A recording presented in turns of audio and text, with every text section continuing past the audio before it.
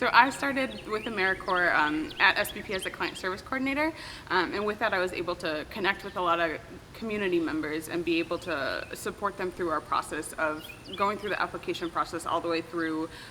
being able to welcome them back home after we were able to provide them with the repairs and assistance they needed after like natural disasters and things like that. So when I started,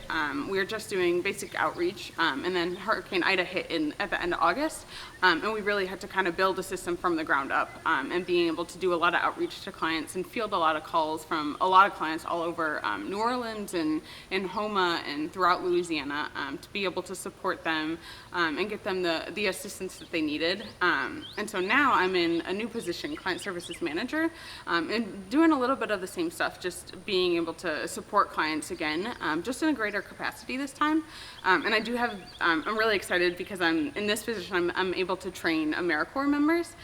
So I get to train people to do the same job that I was doing. And so I'm really excited to be able to do that and use my experience to help new AmeriCorps members come in, and just being able to support them through that position, and then still being able to maintain connections with the community and help out with clients.